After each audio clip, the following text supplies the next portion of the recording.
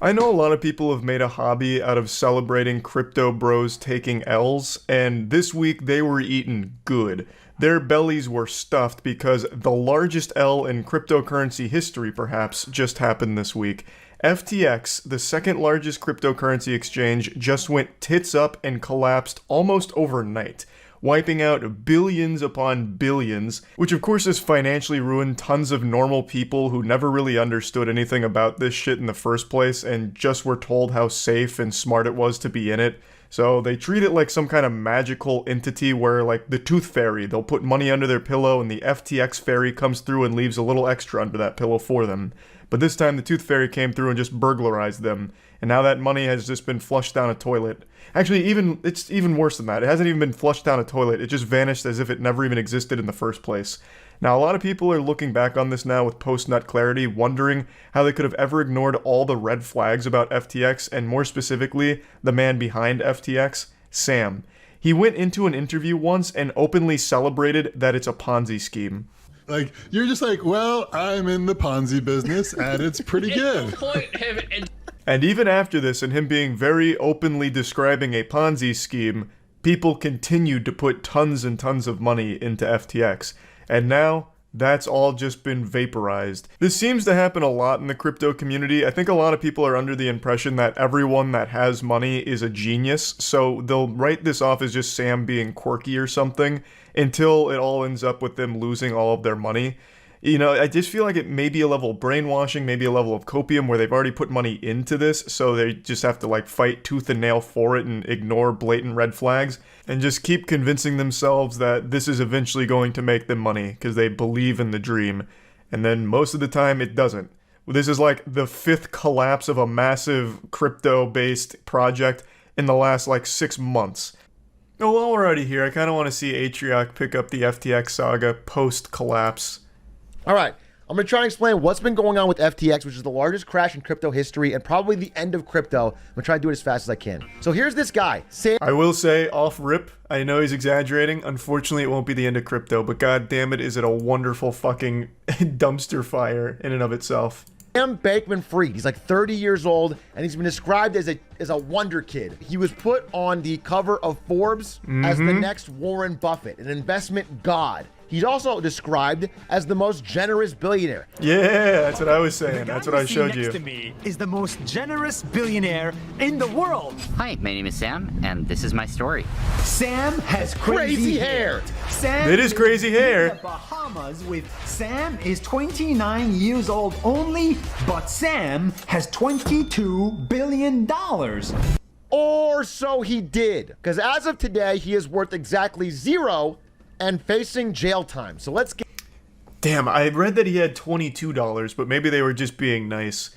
Yeah, I wasn't exaggerating. His net worth is legitimately non-existent right now. It's just wiped out. Also in the video, I don't know if Atrioc's going to play much more of it. Big A probably won't let this one ride because it's a really stinky video. But when they're interviewing Sam, they ask him how he gets started. And I shit you not, he made it sound super easy that anyone could do it. He said, oh, well, you start with $10 million, and I noticed that Bitcoin was at $10,000 on a US exchange, but $11,000 on a Japan exchange. So I put my $10 million into Bitcoin at 10K, and then sold it for a 1K profit on the Japan exchange. And I did this every weekday, making $1 million a day. It's that easy. You just gotta start with $10 million, and you too can be the next Sam. Literally, step 1, start rich. That is almost every billionaire's story. It's a safe and easy way to get into crypto. God. I don't think so. And I'm never wrong about this stuff. And he never was. Don't be like Larry. Don't miss out on crypto, on NFTs, on the next big thing. God, that feels so good. Oh my lord. I don't remember that commercial like that, but that is beautiful.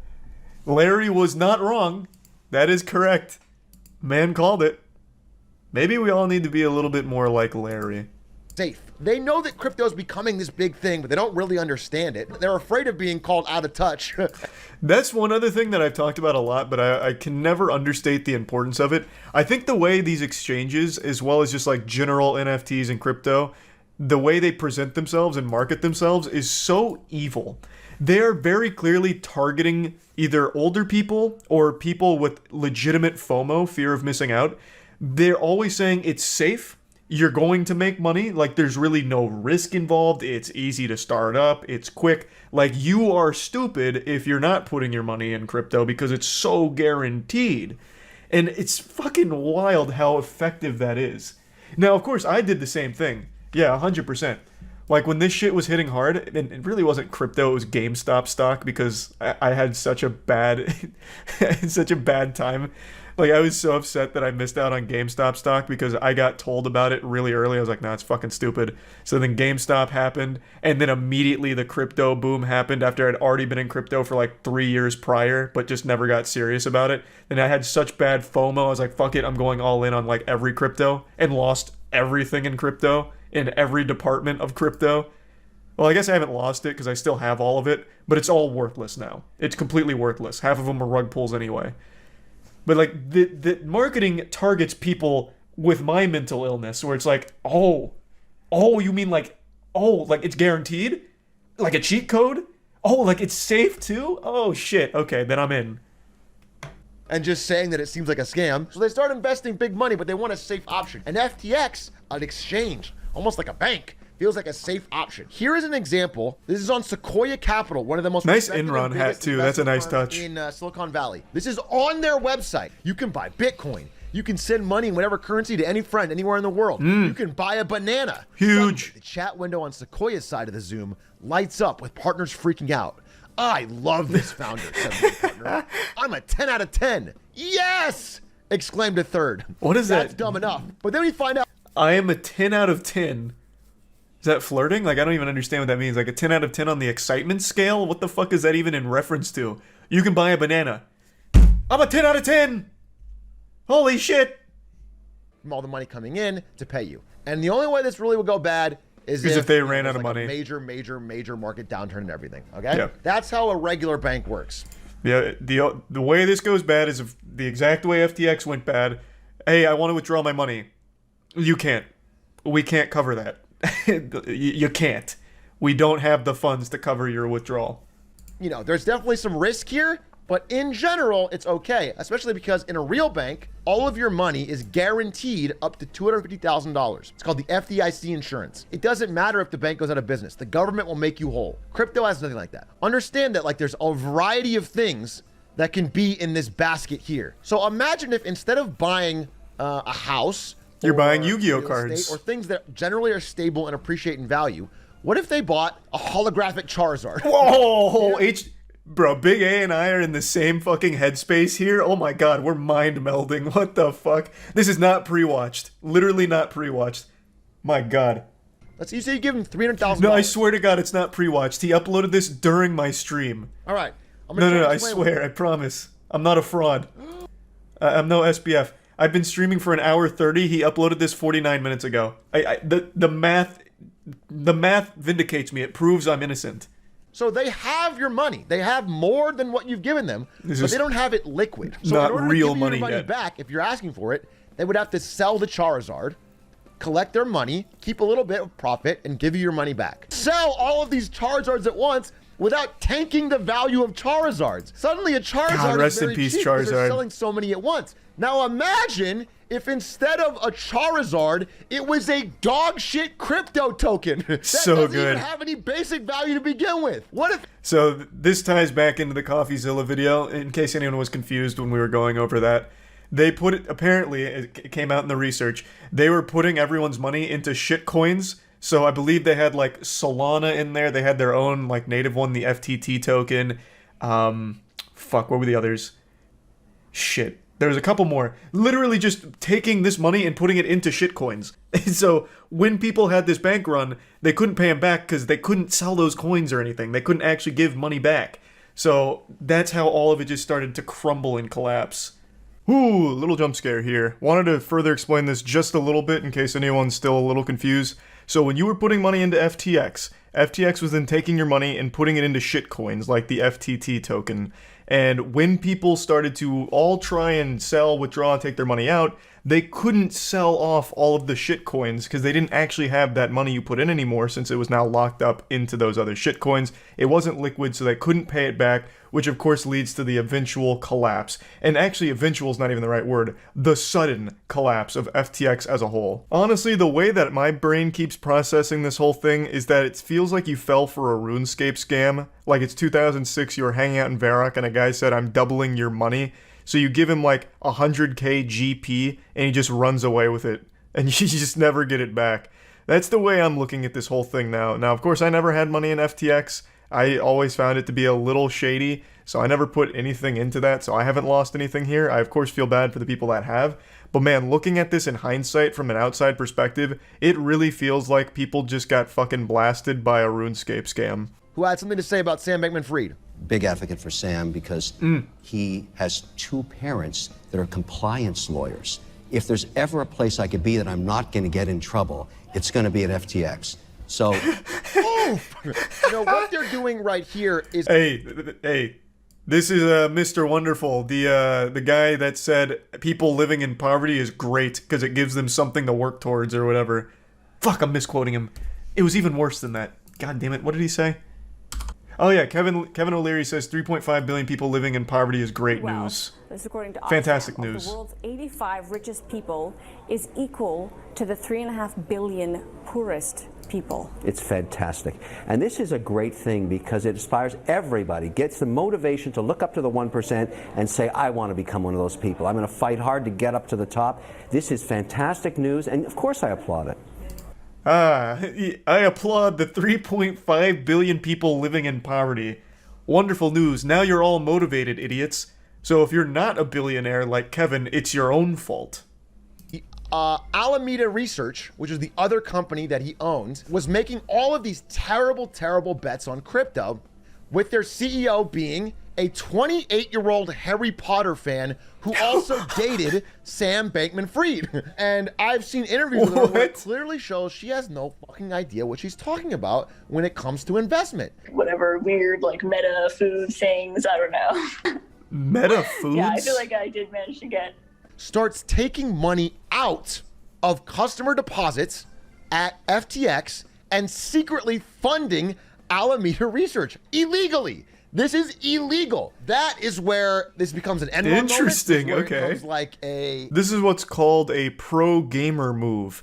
Sam taking money out of FTX to fund Alameda Research is illegal and very big-dicked. So big dick, in fact, that it might just land him an actual prison sentence. You're not allowed to. It's illegal. And it's not shocking to hear that this was going on, given how blatant Sam was about, like, Ponzi scheme and all of that. But man, is it wild to actually see it confirmed and come out. That almost all of the money on their books, it's just FTT token. They had a bunch of FTT token that they said was worth. That's the great, exact though. amount of everyone's You gotta deposit. love And FTT, so people though. realize, wait a minute, if better we than ask money. for our money back, you can't sell these to get enough value to make all our money back. Like, our money no longer exists in this vault. It's just a bunch of this fucking token. Which is this guy. CZ. Basically says, I own a good amount of FTT token, and I'm gonna dump it all. And that's gonna make the price of this crash because it already is a shaky investment. It's not really worth what you say it is. To further expand on that a little bit, CZ went on Twitter slinging meat and said, So after this leak happened, he said, I have a ton of that and I'm going to dump it. And then he even made sure to say, it's not because FTX competes with Binance, our company, the #1 exchange. I'm doing it just because I want to be in the free market and this is a little off-putting. So he makes this very public statement, which of course sends everyone that has FTT token or anything related to FTX into a frenzy like, holy shit, CZ is about to crash this whole empire. So then everyone in the community, of course, starts to get scared because CZ's walking in like the Undertaker and about to hit the entire FTX with a steel chair at WrestleMania. So he comes in, threatening to flip over the table because now it's been revealed the cat's out of the bag. FTX takes your money and makes worthless nothing burgers out of it in the form of FTT tokens. So when CZ comes in with a fat load, there's no way that they're going to be able to sell those FTT tokens at that price to give that money back, and everyone else that's now asking for the withdrawals and wanting their money back before the worst comes to pass, they can't fulfill it because all they have is these FTT tokens now. They don't have the liquid assets to be able to give those people what they're asking for anymore. And so Binance originally offers... I do think, like, extending this further beyond FTX, I really feel like this is like something that could happen to any crypto exchange.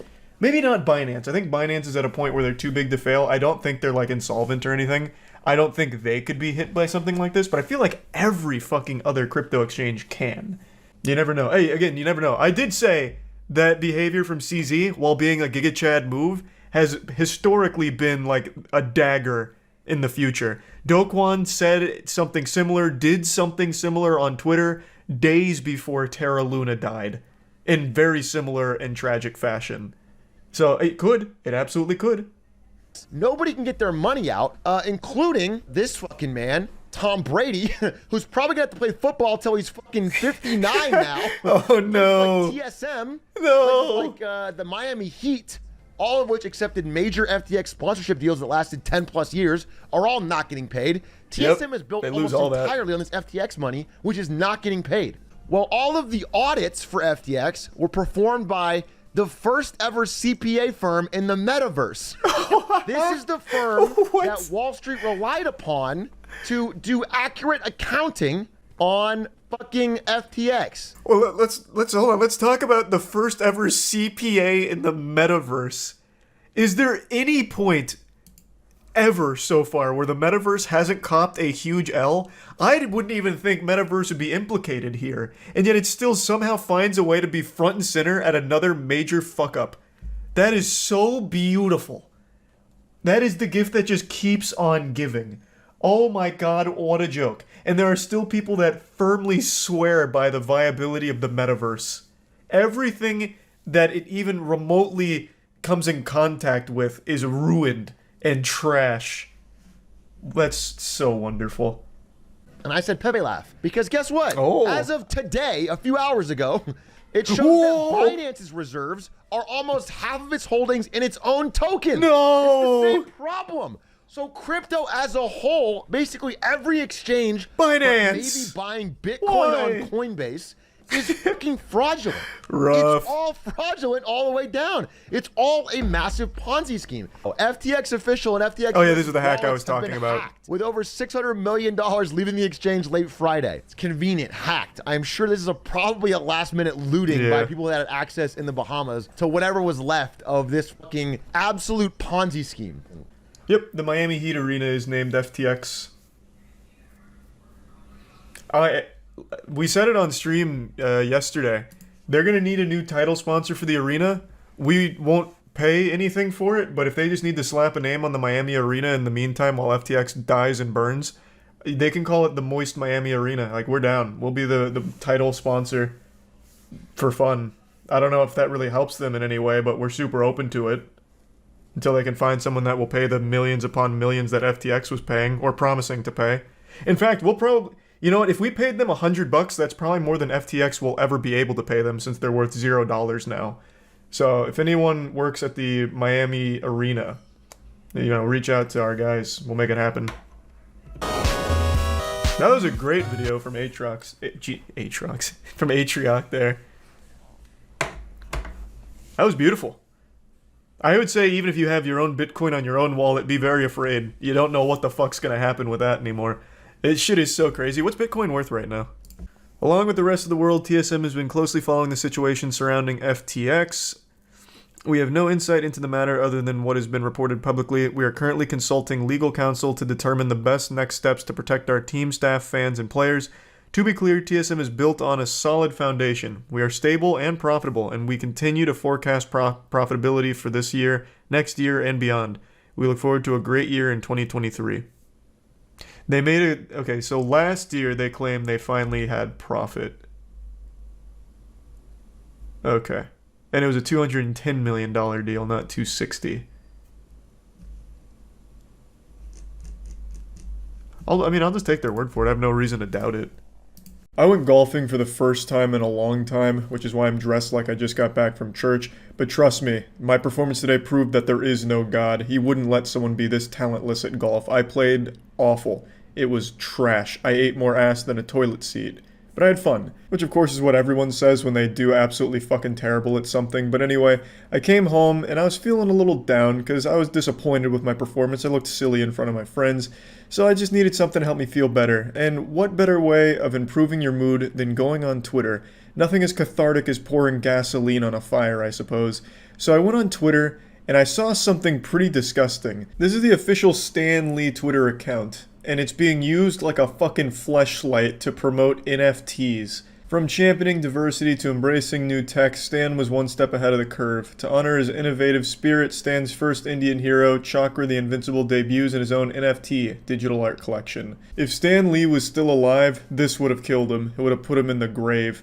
Regardless of how you feel about NFTs, whether you think they're all scams or if you think a picture of an ape with a cigarette in its mouth is worth millions of dollars, it doesn't really matter.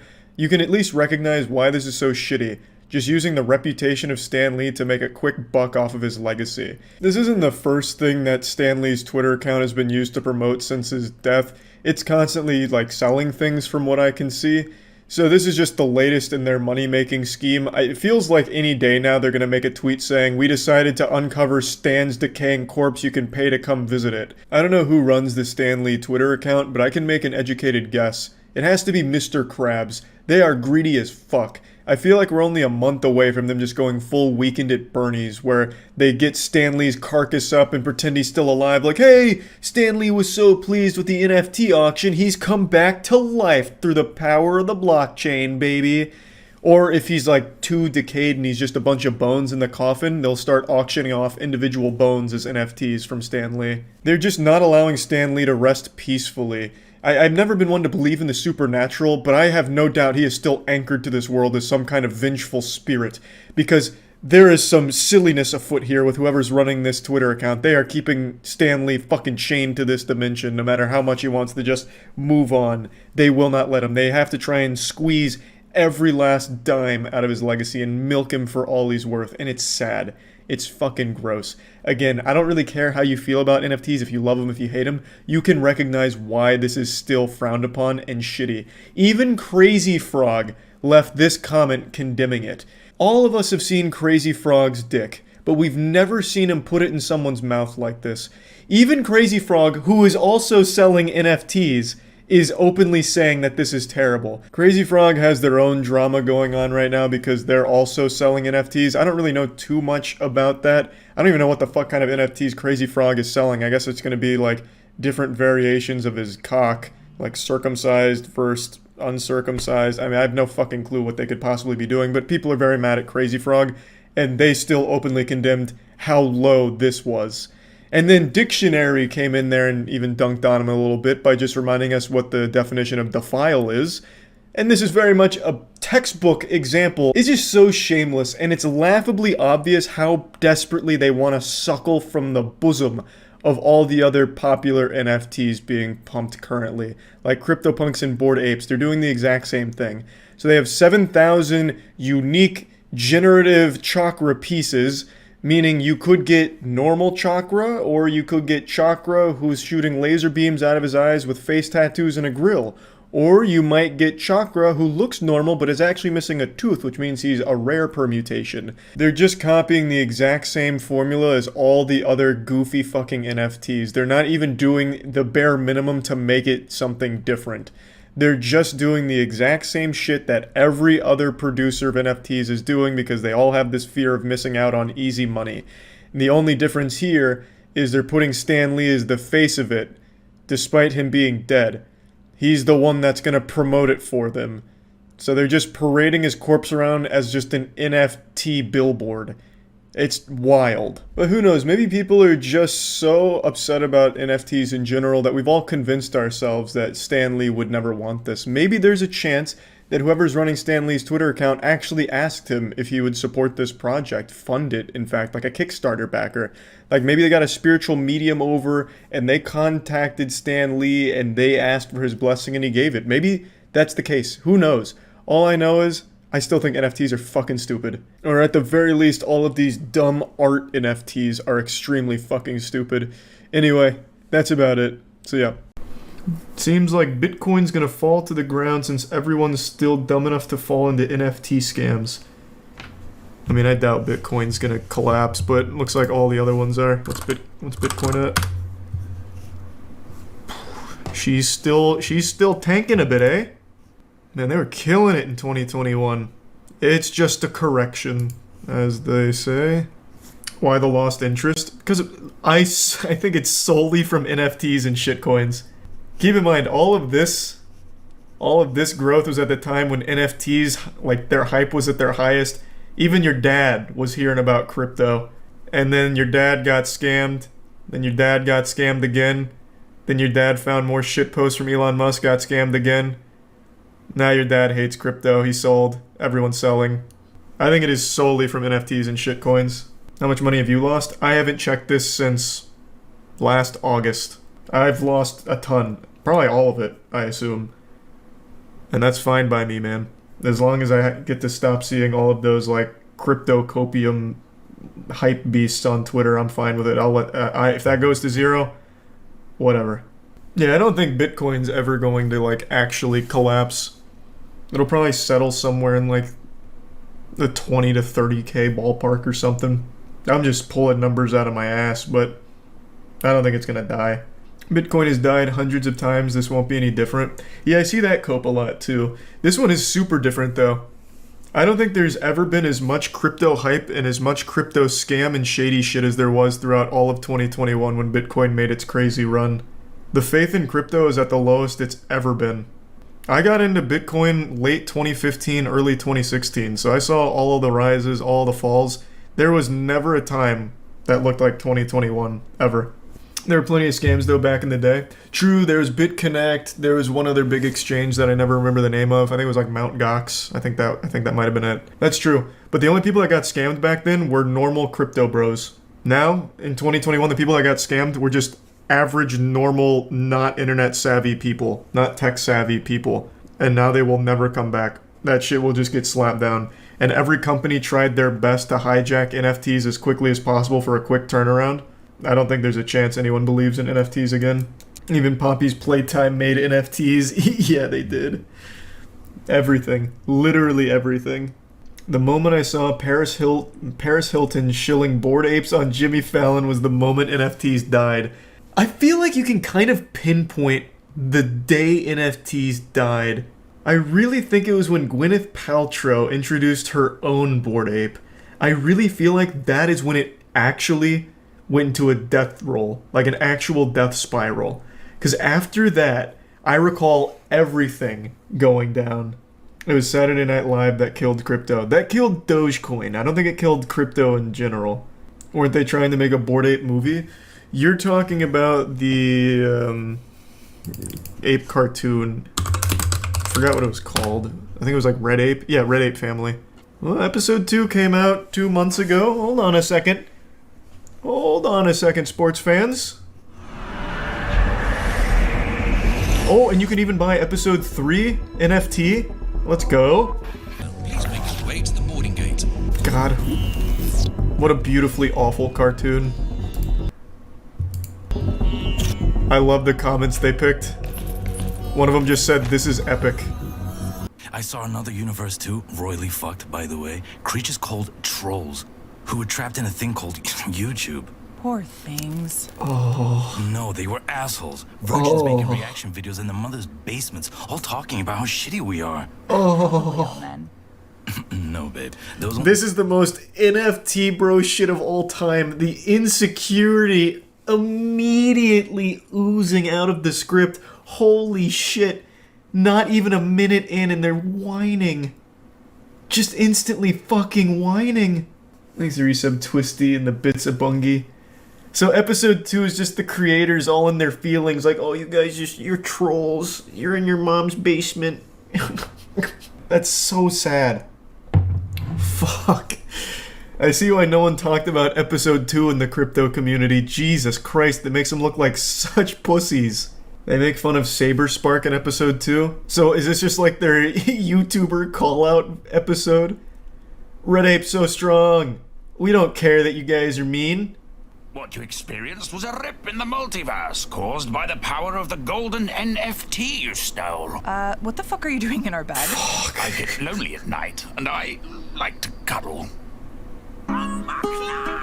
Good God. You're grooming as shit. Hey, that's my kid, fat fuck. The name's Fat Fucking Ape. Who do you think you... Oh my god, this is fucking awful. Episode 1 was bad, this is worse. At least episode 1 had, like, animation to it, kind of, I guess. I don't know, it's really hard to fish for, like, even a single compliment for it, but it wasn't this bad. Yucky. Yikes. Who is this for? I don't know, I guess just more insecure crypto bros. I really couldn't tell you. Like, even the comments just eat them alive. So I don't know who watches it for, like, entertainment. They even hide their own likes, because I'm imagining the likes were so little compared to the view count that it also looked bad. Yeah, I don't get it. I don't see the point. No, the whole point was well, I don't know why I said I don't get the point. The point was to drum up hype for the NFTs, and they sell them on OpenSea. Spoilers, the final episode will be locked behind a crypto paywall, calling it now.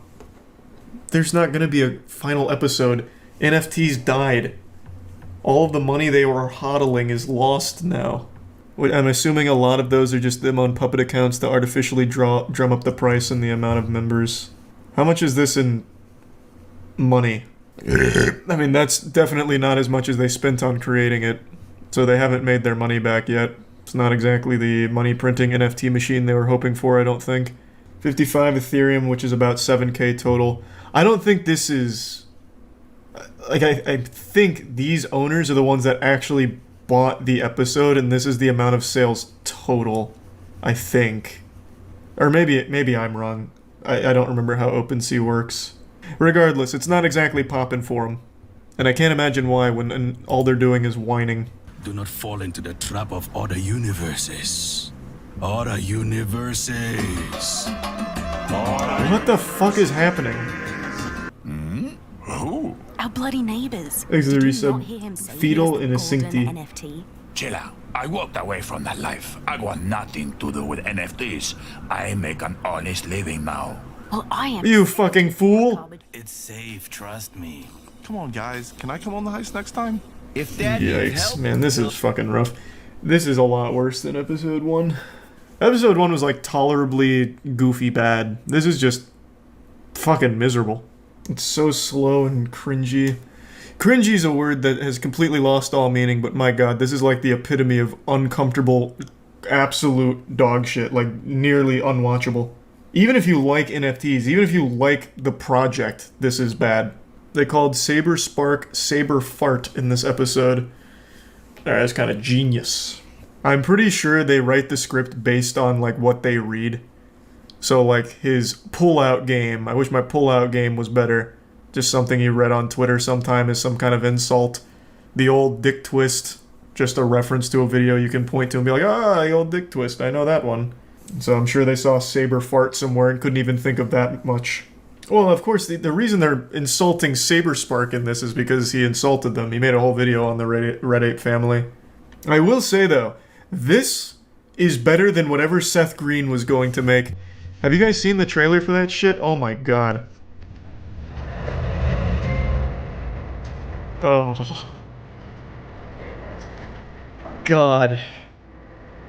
Yeah, little backstory, Seth Green wanted to make an NFT show, but then he ended up falling for a phishing scam and losing his NFTs, his sacred bored apes.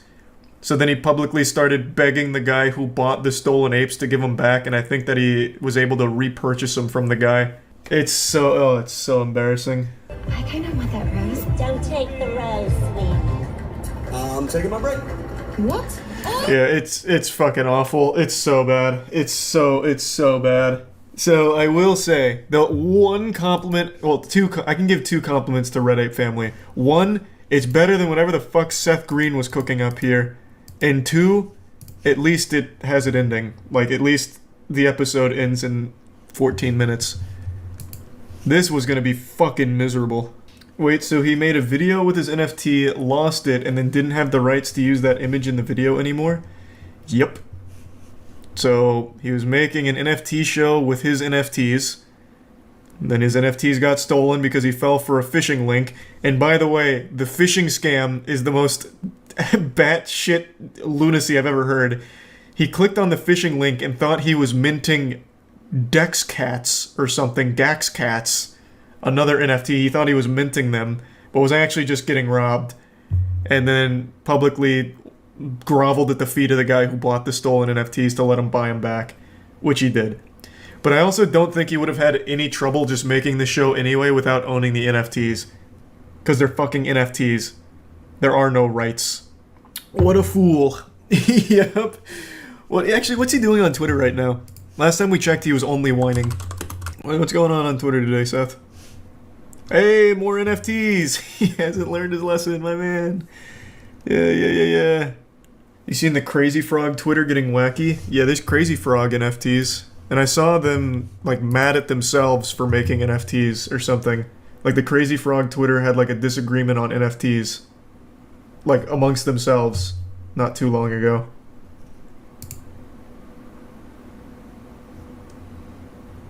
The Mandela effect is real. That's referencing the Crazy Frog penis. Who up crazying they frog right now. Nice. That's pretty good. I'm going crazy mode. Run. That's pretty good. This seems like a good account. Crazy Frog's feeling himself a little bit. That's fine. I'd give this Twitter account like a B. Only because of the who up crazying they frog right now. I don't know what it is about those posts from like actual brands, but that shit is the goofiest thing to me. You British bastards will feel the wrath of Hector, the rage monkey! Good lord. Man, the action's pretty intense though. Are you okay? Disgusting. I thought that gadget is flawed.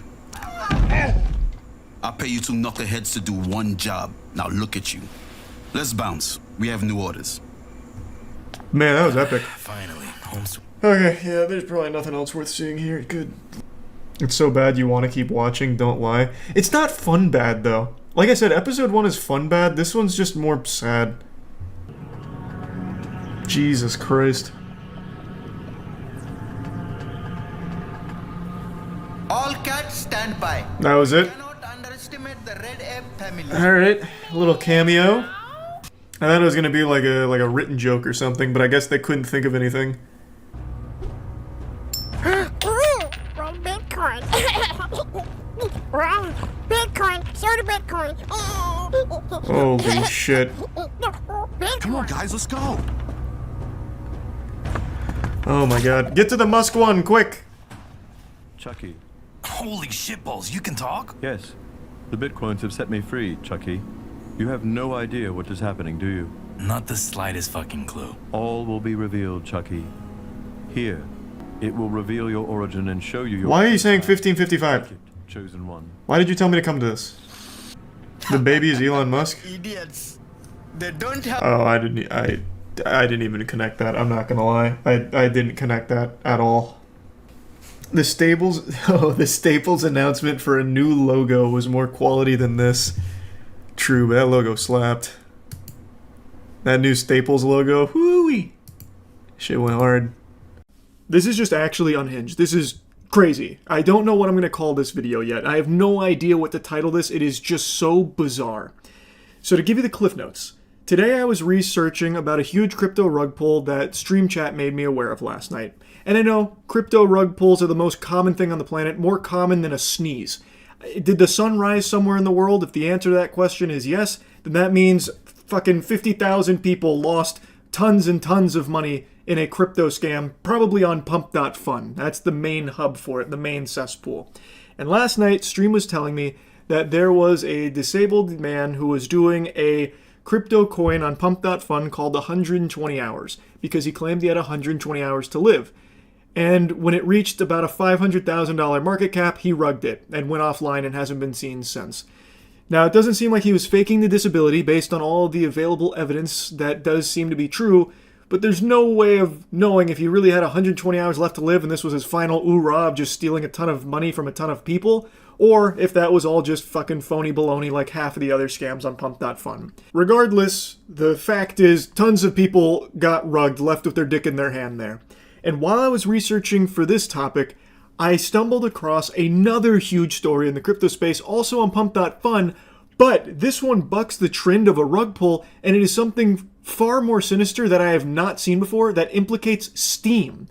So, if you've been around the channel for a while, you might recall I made a video years ago about a really odd Steam game that I downloaded while dumpster diving, because it's something I like to do on Steam, just looking through like absolute dog shit that no one's ever heard of.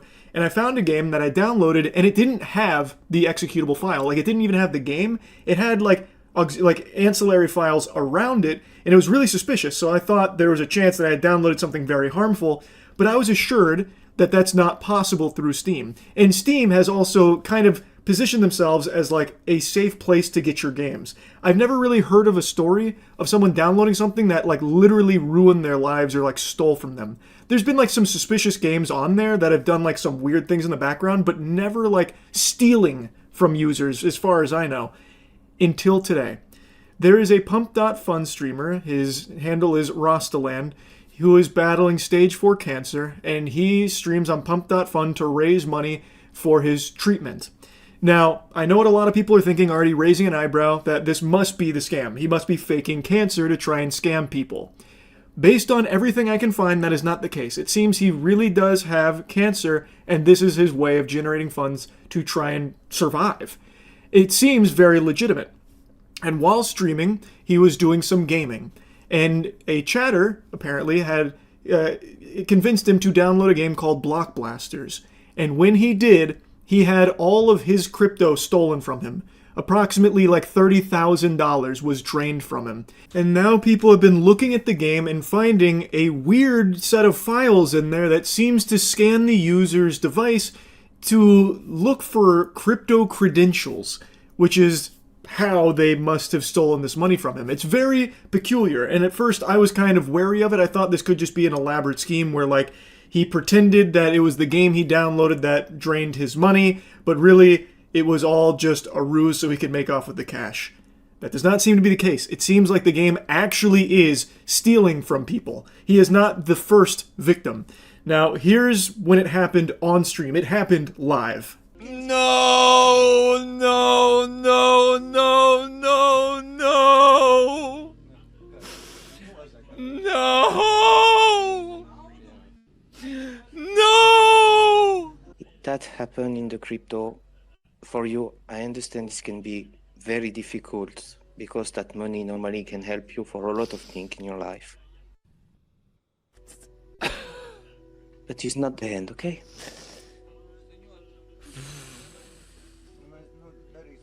You're such a brave person. I'm broken. No, No. Okay. I'm sorry, guys. That is brutal. Now, there is no one more harsh of a critic on Pump.fun than me. I shoot spitballs at that platform all night and day because it is 99.9% scams. I would have said 100% scams if not for this story. I really think that this is real. He's provided like receipts. He has proven that he is not faking the cancer diagnosis or anything like that. And when it comes to like the money being stolen here, it seems like it really did get stolen by this game. I don't think he has any involvement with the game. And someone I trust more than anybody else in the crypto space when it comes to scams, ZachXBT, has made a post about this, seemingly confirming that the Steam game is the culprit that stole this money from him as well as others. So ZachXBT kind of coming in here really solidified this to me as like a legitimate, like the real deal. That's fucking terrifying. I truly didn't think Steam games could have this kind of vulnerability. I've made jokes in the past about like a terrible game being a crypto miner, and apparently there are actually some games that do kind of do that to a certain extent, but I've never seen something to this level. This is a huge security like flaw, a huge danger on the platform. As someone who buys games that have like 0 reviews and 0 players, sometimes I am literally the first one to play a game that no one's ever heard of, planting my flag on the moon. This makes me really afraid of like what these games could have in there, is like, running in the background that I don't know about. It makes me afraid of my own Steam library and hesitant to like go dumpster diving through Steam new releases again, just out of the fear that it could have some dangerous files attached in there somewhere. Now, I do really want to mention this here before diving back into the Steam component. The community banded together to try and make Rostaland whole again, so someone named Alex Becker sent him $32,500 to cover what was stolen from him. And it's extremely wholesome. Everyone banded together to try and show support and try and help him out after something so devastating happened to him. And here's a post Rostaland made thanking him for it. That's super great. I'm really happy he was able to get the equivalent amount back. The scammers made off with the $32,000, and I imagine Block Blasters will be delisted. Nothing will happen to them, I'm sure. Very rarely do crypto crimes get punished, it seems. But I'm very happy that Rostaland was able to get that money back, that amount of money back. I am still just kind of stunned that this kind of thing can happen with a Steam game. And I know some of the games through Steam are vulnerable. Like, I remember Dark Souls had an exploit where hackers could literally remote access your computer through the multiplayer. Like, I know that kind of stuff exists. Same thing happened with Call of Duty even somewhat recently. Like, I know those vulnerabilities can exist, but this is the first I've heard of just downloading a game leading to just having your credentials stolen because of something that runs in the background on that, in that folder. I feel like this has to be something new that wasn't possible years ago, because if this has always been something that developers could do on Steam, I'm very surprised that it wouldn't have happened sooner, especially with like the crypto booms a few years ago with like NFTs and all that shit. I'm really surprised that this is the first time I've heard of it happening. Like, I feel like it's got to be some kind of new vulnerability that they're exploiting. But I have no idea. It's just pretty concerning. I wanted to put it on your radar. Crazy shit across the board. I am very happy, though, that he did get that money back. Because, like I said, it does seem like that is real. It does seem like he's not making any of that up. So, yeah, pretty wild stuff. Anyway, that's about it. See ya. Do you see the Bored Ape game comes out? No way. No way. Is that actually coming out? Oh, wow. First Bored Ape NFT game cost $2,300 for 3 weeks of play. Oh my. Oh goodness. I don't know if that's accurate or not yet, since I clearly don't know anything about it, aside from the tech demos they used to show, which were absolutely laughable jokes. You have to pay hourly for access to the game or something. Bored Ape Yacht Club's next chapter, what you need to know about sewer passes, the skill-based mint, and more. The skill-based mint, huh? A whole lot's happened in the swamp recently. Let's recap. I'll do a quick recap for you. NFTs have never been less valuable. Recap's over. It crashed and burned. We started down here. Competed for glory when we got over here. And a whole bunch of other really cool stuff took place in between then and now. And it's all gone. It all started when Jimmy took a shit so atomic, he ripped a damn hole in the space-time continuum. Curtis was handed a mysterious box and a key from another universe, but instead of opening it, they partied. And now is this where Justin Roiland went after the whole domestic violence stuff? You write this? Chocolate pocket through the sewer. Starting January 17th, each ape and mutant can claim a sewer pass that grants access to the bowels of the yacht club for a skill-based mint called Dookie Dash that begins January 18th. Like, how there has to be some level of shame when you're Bored Apes were very expensive. Now they're probably worth less than a pack of cigarettes, but at one point they were very expensive. How can there not be that level of embarrassment where, like, I spent thousands of dollars for my Dookie Dash? Like, you're telling your friends about, like, your investments, like, guys, you guys really need to get the sewer pass from the latest Bored Apes. It allows you for 5 Dookie Dashes in the skill-based mint through the glorb hole. Like, that's wild to me. Like, you actually have to be fucking stupid and shameless to think this is a good idea. It just sounds embarrassing. per bored ape or mutant ape you own, and there are special tiers if you have a doggo to go with. Oh, the doggo, of course, naturally. Your sewer pass may include a Big Doge. bonus. What about a Wild Chungus? apes are the only ones who can claim a sewer. On January 18th, the sewer will open. Woo! Can't wait to go in the sewer, see the Ninja Turtles. Fragments from another universe. Wow. You'll want to collect these fragments, and some are worth more points than others. Watch out for obstacles and survive as long as you can to rack up more points. It's so beautiful. This is the game. This is not what I saw originally. They tried to do a Bored Apes MMO. I thought that's the game that was coming out. This is legitimately a flash game from Addicting Games, pretty much. But this is one that you have to put a lot of money into.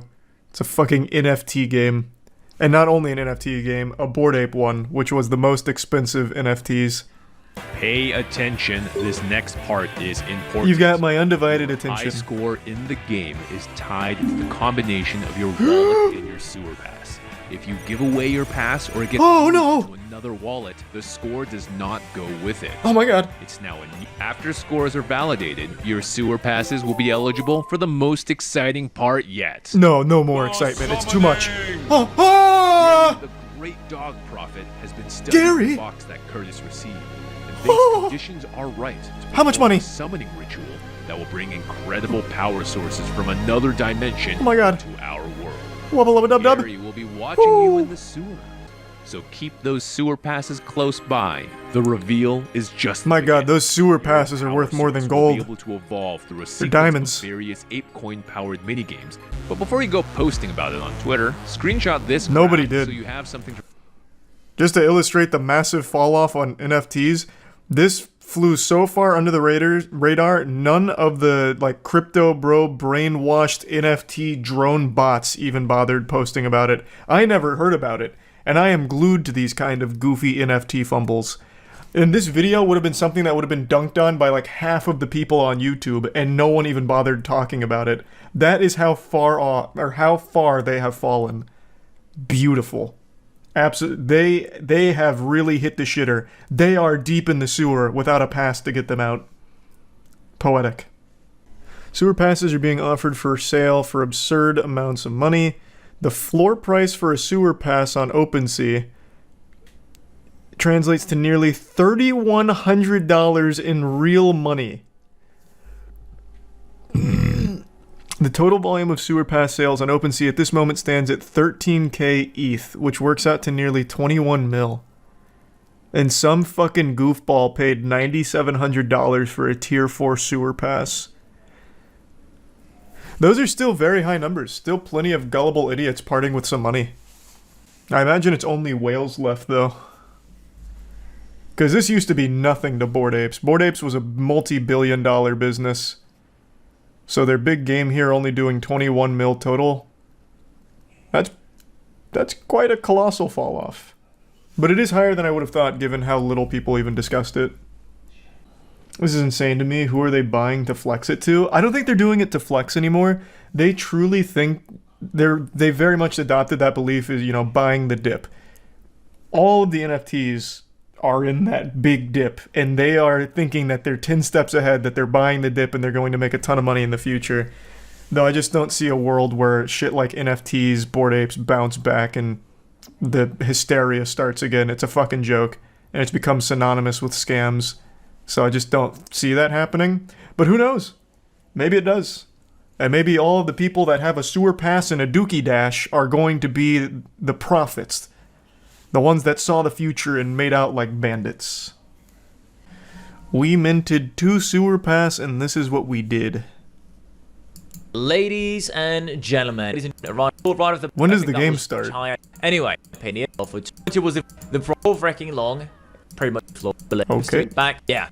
After this, got link for CE pass, obviously. Cool. Amazing gameplay. Ah, here we go. A Dookie Dash high score run.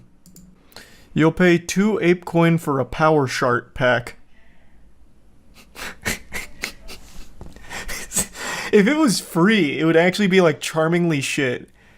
But keep in mind, this is $3,100 for access to this game for 3 weeks, and then you're paying money on top of it for a power shart pack. They are actually laughing in your face. They are feeding you shit, literally, and you're paying for it. It's amazing.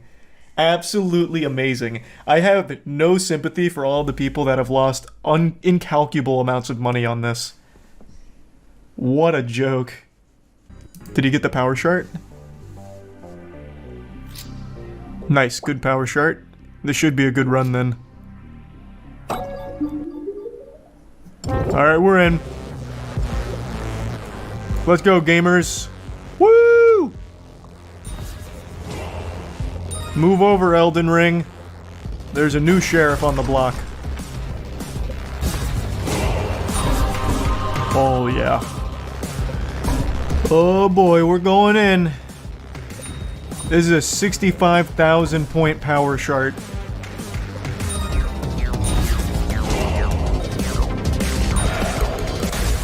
Oh! And there goes $3,100. Cool. Let's go. Awesome. Looks like an old Cartoon Network website game. True, except those games slapped. Those games were good. I still remember the Dexter's Lab one where you do electric fences in order to like herd chickens. My favorite was the Ed, Edd n Eddy Cart Bash game. That one was good. I think another absolute banger was the Evil Con Carne one where it was battle islands. So you'd equip your island with a lot of weaponry to fight the other island. It was really fun. Alright, I gotta take a fat shit real quick. All of this Dookie Dash really got my bowels cooking. I'm gonna go drop a little sewer pass in there. I'll be right back. I know one of you watching this video right now is having a birthday. And to celebrate, I brought you a clown that we can all laugh at together and really make your special day that much better. So please allow me to introduce you to Bozo.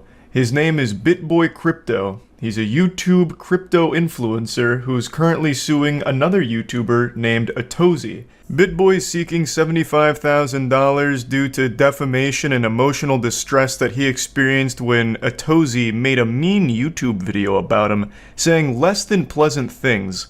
And I personally am mortified to learn that someone was being rude to another YouTuber. That just makes my blood boil. That's just fucking unacceptable. So this lawsuit is one that's really hitting close to home here. Atozy was not playing by standard Weenie Hut Jr. rules, clearly. He made a video talking about BitBoy's past with shady crypto and just a general history of sketchy shit, which made BitBoy upset enough to file a lawsuit against him for the video. Now, I'm not here to opine on whether or not BitBoy is a scammer or anything. I'm not here to make any claims against him or any allegations. I'm just here to make fun of him.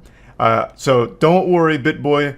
Don't blow a gasket here. I'm not going to defame you. I'm just here to laugh at you. Every now and then, some pathetic, stinky worm decides it's a good idea to try and legally strong-arm a YouTuber they don't like with some lawsuit to scare them, or get money out of them, or get the video taken down, or something like that. And I always can't help but find it comical, because it never works out in their favor. This whole thing was about him being, upset and riddled with anxiety, worrying that Atozy's video ruined his reputation, even though BitBoy's lawsuit has done significantly more damage than Atozy could have ever done. Angrily filing a frivolous lawsuit on the internet is like publicly guillotining yourself. It's reputational suicide. I promise you, Atozy's video did negligible damage to your brand. However, you have just completely wiped your ass with it. You've done the equivalent of going to the mall and shitting your pants and then trying to blame someone else for those shatted-in britches. It's your fault now. So your reputation is trashed because of this lawsuit. The lawsuit is of course public, however I'm only going to be going through this article for the excerpts. I'm not going to bore you with the actual legal speak in there. So to break down the important bits, Armstrong, BitBoy, is claiming that his livelihood was attacked by Atozy by saying he's not someone you should be looking up to for any advice whatsoever, and cannot be trusted with financial advice because you don't know whether he's trying to enrich you or himself. Maybe I'm biased here because I don't think anyone should be looking up to any YouTubers as their sole source of advice or information, but to me this doesn't seem like an attack on his livelihood at all. It just seems like a word of caution to anyone that finds his channel and takes it as the end-all be-all for financial advice or anything. It's just like a boilerplate, hey, you'd never really know someone's true intention, so just take it with a grain of salt. This doesn't seem like a malicious attempt by Atozy to fucking burn down BitBoy's empire. The article then makes a great point by highlighting a contradiction between what BitBoy's lawsuit says versus what he presents online. BitBoy's business model relies on his reputation and his status as an influencer. Side note, influencer is still to date the cringiest term ever made. That shit is vomit-inducing. That is such a yucky word. I.e., a well-known online personality who influences others' decisions, such as to buy or sell cryptocurrency as investments. The complaint reads, introducing as fact that he is an industry-leading source of reliable commentary with respect to investments in cryptocurrency. Further, the lawsuit asks, can there be a more damaging assertion for someone like BitBoy Crypto who engages in the business of providing advice and commentary on cryptocurrency investments? Basically summarizing that the lawsuit portrays BitBoy Crypto as like an actual leading authority in the field of crypto investments and advice. However, it's a different song and dance when it comes to his online presence and what he himself identifies as. But on BitBoy's YouTube channel, he says his content is for general information purposes only, and cautions, please be advised that I am not a professional advisor in business areas involving finance, cryptocurrency, taxation, securities and commodities, trading, or the practice of law. Nothing written or discussed is intended to be construed or relied upon as investment, financial, legal, regulatory, accounting, tax, or similar advice, nor should it be. You can see a big disconnect here. He's living a double life, a Jekyll and Hyde situation. In the lawsuit, BitBoy's described as like a leading expert in cryptocurrency advice and investment opportunities and shit like that. Fucking Giga Chad crypto god. So to say otherwise is blasphemous. You can't use the Lord's name in vain here, so it's super damaging to claim that he's not the, preeminent expert on crypto. But then you go to his YouTube channel and he's no longer this Sigma male. Now he's all shy. Oh, well, I guess I'm just making crypto content for general information purposes only. I am not an expert, so don't take my advice as the end-all be-all for crypto investment advice or information.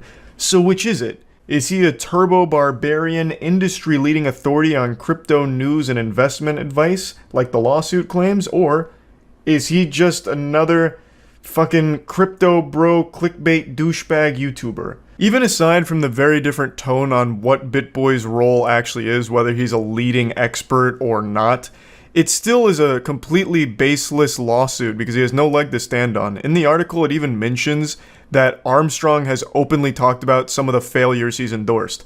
Armstrong's lawsuit says the allegation is without any factual support.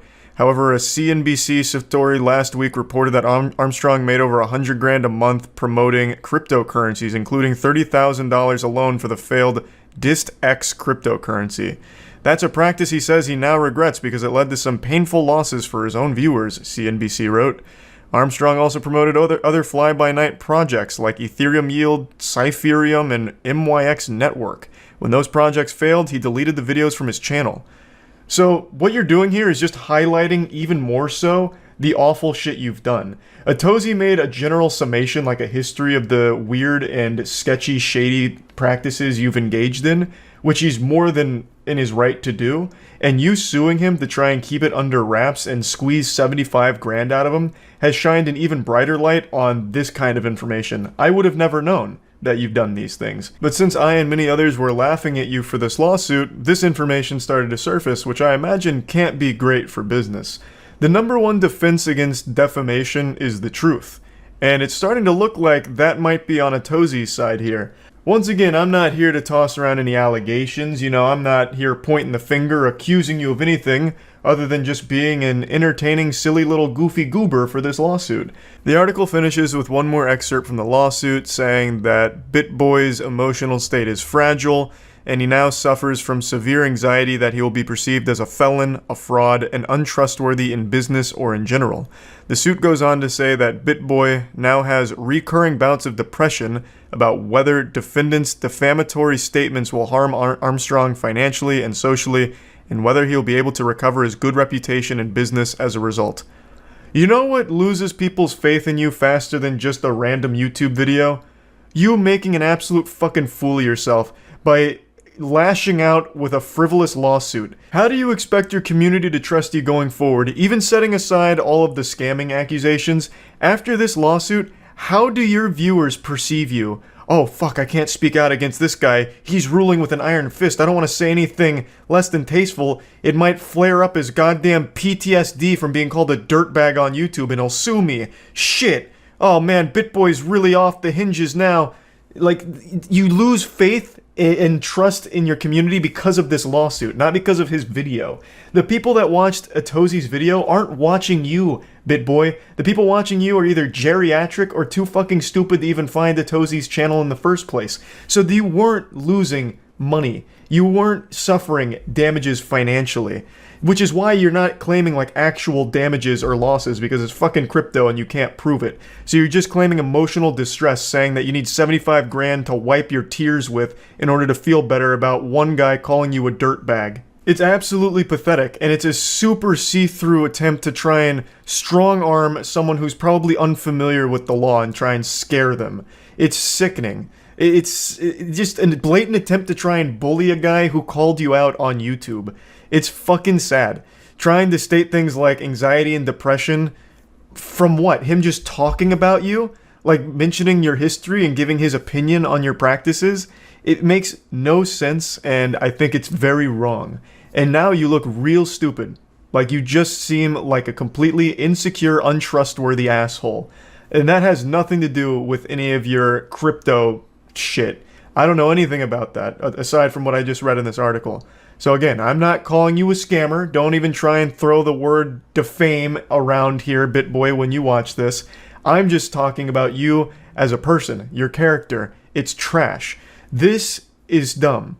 And I can't stand it when people like BitBoy do this kind of shit, where they try and sue someone over absolute nonsense. So anyway, I just wanted to talk about this a little bit, because it happens every now and then, and it always gets me a little fired up. So I wanted to at least bring it up. That's about it. See ya. Last night I had an urge that I was fighting off a demon for which I was battling internally. And I swore to myself I wouldn't make a video covering this topic. I looked at myself in the mirror, I said, Charles, look at you. Strikingly handsome, 5'6". You could suck a titty standing up. You don't need to talk about this. It's beneath you. Don't do it, Charlie.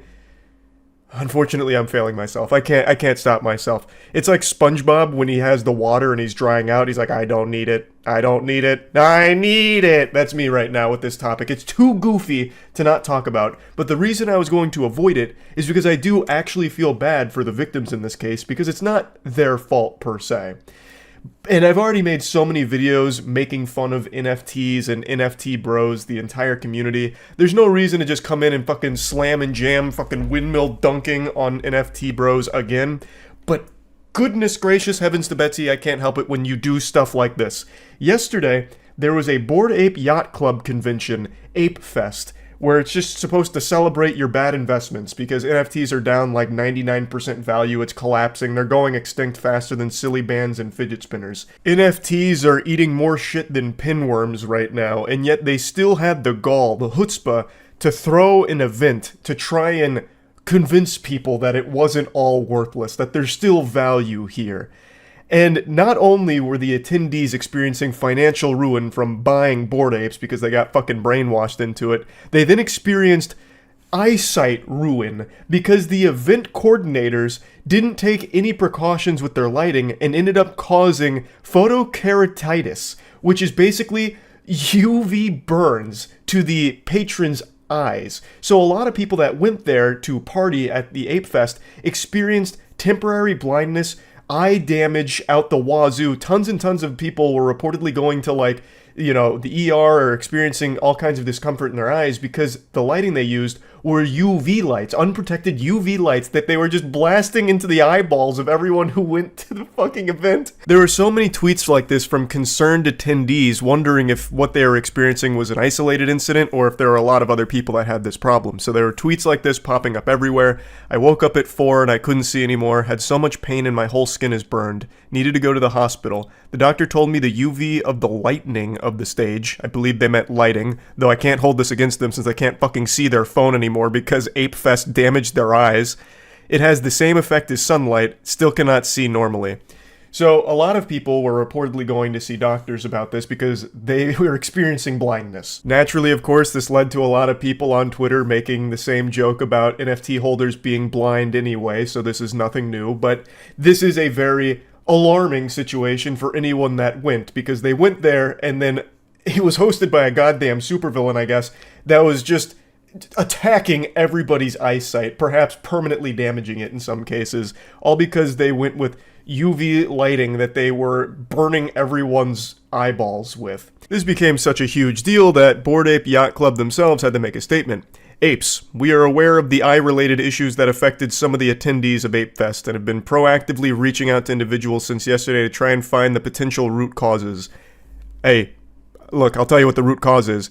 You did terrible job with your lighting engineers, if you even had any on staff in the first place. Knowing NFT projects, I guarantee they didn't even bother having a real lighting professional there. They just found someone nearby that was local that said he's got some lights that he can go string up there or some shit, and they're like, run it, fuck yeah, it'll save us some money.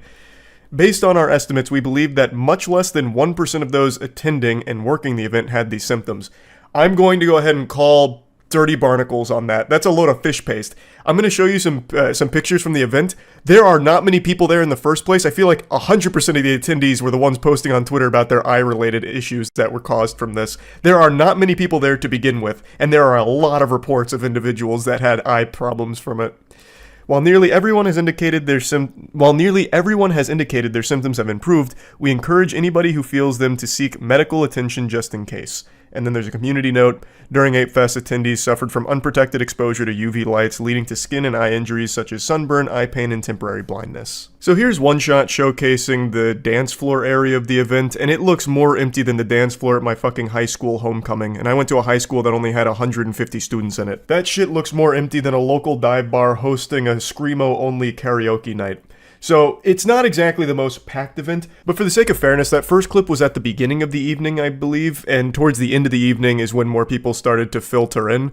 And it gets a little more populated, sure, but it's still not exactly like this fucking sea of meat here with like thousands upon thousands of people, but it is a moderately filled event for the most part, but still nothing crazy. This is the clip that most people were clowning on. One of the most pathetic mosh pits you'll ever see. This is some Weenie Hut Jr. moshing here.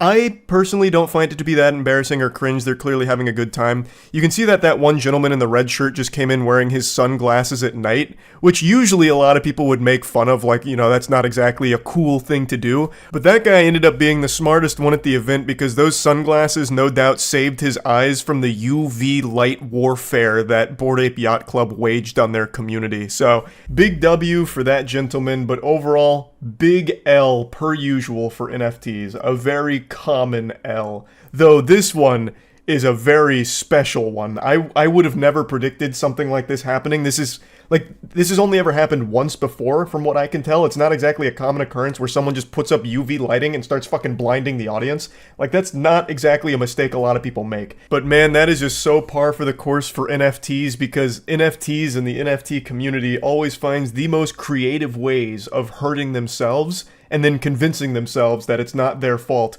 or that it's actually not that big of a deal, or even a good thing. I may have lost $100,000 minting the Glorbus Sphincter token, but actually, the experience I gained along the way has enabled me to be a better crypto trader, which is why I just put another $100,000 into Butt token. And it's like, oh, okay, whatever, brother. Like, okay. Like, they can't even throw an event without some kind of catastrophic disaster unfolding. This whole thing was meant to try and convince people that Bored Apes aren't dead, I imagine, to prevent buyer's remorse. Like, look, there's still dozens of us holding on. It's only up right now. Buy the dip. And then, all of a sudden, you're leaving with permanent eye damage. And you know what's wild? I bet the people that have been harmed from this, the people that are experiencing temporary blindness or eye damage from it, have already forgiven Bored Ape Yacht Club for it. Like, they're probably already over it. They're like, you know what? It happens. Whatever. I'm not mad about it. I've still got my Bored Ape, and that's all I need. I may have sold the house for it, and you know what? I'm still convinced it was a good investment. And yes, my eyesight may be fucked now, and I'm spending a lot of money on medical bills to try and fix it, but all of that is small potatoes once the NFT market bounces back and my ape is worth 10x what I put into it. To the moon! Here it comes! I've never seen a community so delusional when it comes to things like this. So I really am convinced that the people that were harmed here aren't going to be holding the Bored Ape Yacht Club organizers accountable, even though they absolutely should. This is absolutely grounds for a lawsuit. This is entirely their fault. They ran a dangerous event that harmed a lot of people. They should be held responsible. They should face real severe punishment for this. But I'm not convinced they will, because I don't think the community will go after them for it, which they absolutely should, and have every right to. But hopefully I'm wrong. I really hope I'm wrong. I hope everyone that was affected here, all the victims of this terribly ran event, do pursue legal action against the Bored Ape Yacht Club for this. It is, again, a big deal. You got injured attending this event from no fault of your own. The organizers used unsafe lighting that literally fucking burned your eyes. Like, the long-term effects of that could be huge. We don't know. You suffered a UV burn to your eyes. You should be going after the Bored Ape Yacht Club for what they've done here. I understand how much you love your NFTs, but you need to understand that your health is more important than that. Plus, this is a good opportunity for a potential payday from the Bored Ape Yacht Club team. Like, what the fuck? So hopefully they do face repercussions for running the event the way they did here with this lighting. Hopefully all the victims make a full recovery and there's no long-lasting permanent effects because, again, it's not their fault. They did nothing wrong. They went there to try and have a good time and party and forget about a bad investment they made. And then they ended up walking away with actual injuries and damage from it. So I do wish them the best. And you know what? I also hope for some reason they're able to sell their apes and make some money back on it because, man, they need a W. So overall, a crazy situation. That's about it. See ya.